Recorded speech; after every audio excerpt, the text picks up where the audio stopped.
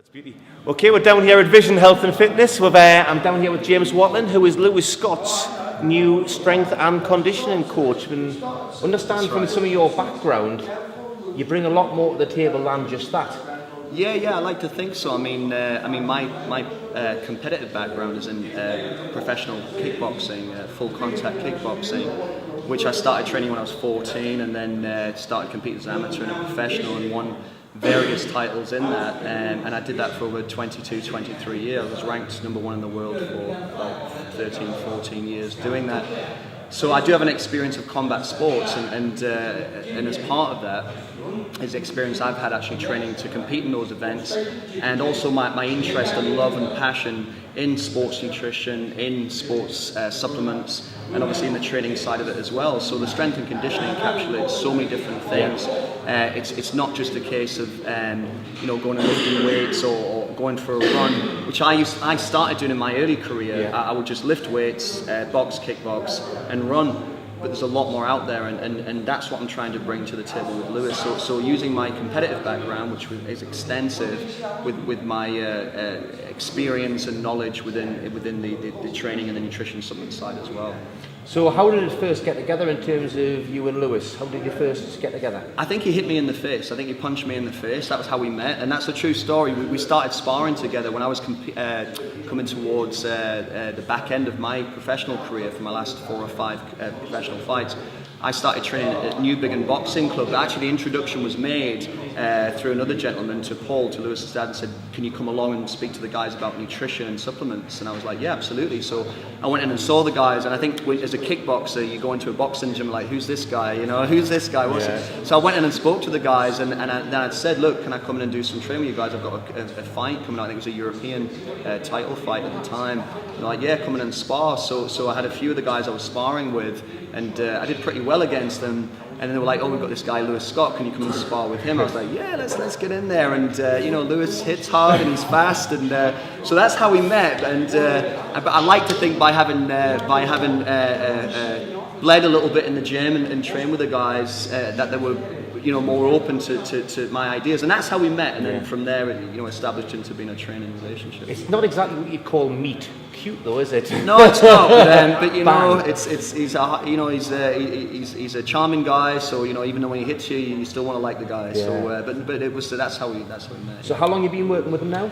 A number of years now, actually. I think maybe 3 years, 4 years.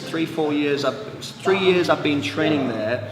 And then, and that's how I got to know them, as we said before. And then, as a strength and conditioning coach, as a one-to-one trainer, that's been going on really just in the last probably 8-9 months, I would say, in the form that it's at the moment. And certainly, this fight he's on now is when we've really, got to the angle together, and we've really got into it. So. It's improving all the time. You can see what we're doing, and not just what we're doing, what Paul's doing, what he's doing on his own. It's really starting to take a hold. So I would really say that this fight, this training camp rather, is really the start line, the proper start line for us together as a where you've been like a team. Full together team exactly. Sort of we're able to. You're associated before, where now it's like it's more official. Exactly. I'm on part of the team now. I'm on camp, and so that allows us to do the training together. I would like to do. Really get on board with his nutrition, because it's something that I would give him a starting point, and we'd update that. We'd look at that now on a regular basis, and the same again with his sports nutrition as well. So really now it's a case of we can really get to the, as I said before, get to the anvil and work on things and see improvements. And we've literally, I sent Lewis a text the other day, we've literally just scratched the surface. We're 10% in of what we can do in regards to training routines and the benefits from them. Well, Lewis, he's not shy in his ambitions. He wants to be world champion. He will be a world champion. He is going to be a world champion, but not just a world champion, a WBC world champion. The belt, and then unify. Because as I said, it's like we're supposed to hold back and draw back and say, "Oh no, we'll just go out there and do our best. We'll win a British title, and then we'll see the Lonsdale. Then we'll see. No. WBC world title. Be a future legend. Unify the belts. Otherwise, what are we doing it for?" So that's where you have to set your marker to the. I've said to Lewis that I don't want to dip into into quantum physics right now, but what I will say is this: is that time isn't necessarily linear. All time happens at the same time. This is what some scientists think. So what I've said to Louis is, without going too we'll far talk about this later. We'll talk about this later. But the point I'm making is that the past and the future exist at the same time. That's what we think. So what I've said to Louis is, he's already a WBC world champion. We've just got to catch up to that point in time. But we're not going to catch up to that point in time by sitting on the couch waiting for it to happen. We've still got to take action and make these things happen. Yeah. So the other part of it is the psychology of it. And as I said to Lewis, is he a swimmer or is he a great white shark? He's a great white shark. His opponent's a swimmer, and his opponent's chosen to get into his waters. That's how I think. That's how I look at it. Well, that's Mark, as his manager and promoter, he's been struggling to get opponents. Yeah. He's been getting guys matched up and they've been pulling out. So from the analogy you're just talking about there, I think Mark's going to find it even harder now. Not everybody wants to get in the water with a great white shark, and I don't blame them, but at the end of the day, somebody has to. And when they do, they're fighting the danger man, Lewis Too Hot Scott, and he is here to win a world title. So he's got his first 10-round fight on the 29th of November at Gateshead Leisure Centre. That's right, Have you changed the training at all in terms of, obviously I think his last fight was a 6-round fight? Yeah, I believe so, Now it's going to 10 rounds. Have you done any changes in the training? Well, the answer to that is we haven't changed the training because of this. We've only just, as I said previously, we've just really now got our teeth into it. We've just started to expand the training, get it where I want it to be for a 10-round fight.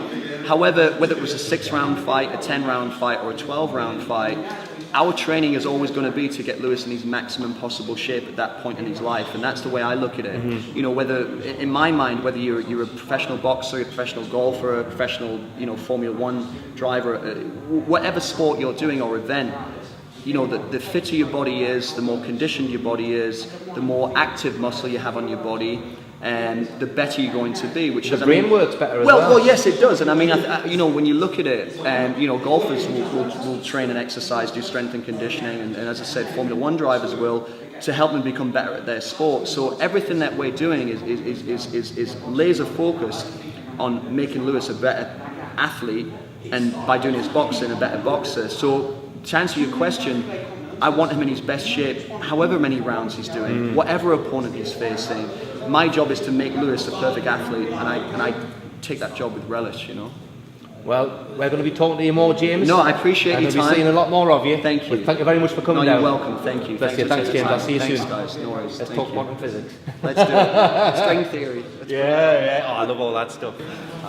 Hi, I'm here with Irfan Asghar. He's actually from MA Brothers, who are the sponsors of Bazzi Razak. So Irfan's down to watch some of the training here. So I thought I'd bring Irfan in and ask you a few questions. So how did it get started? How did you first get involved with Baz and decide that you've got to be sponsoring him? What's the background there? Background as well, but Baz being a local lad from the West End, we've known him for a while. So Bazzi being a local lad from the West End, we've known for quite a while. Seen him in the shop a few times, know the family as well. And I've heard he's getting into boxing, he's doing well.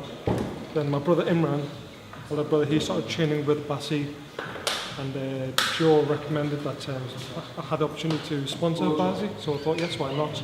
Got a nice lad, local lad, promote the local lad, give him a bit of a push in the right direction, and from what we've seen, it seems to be doing very well.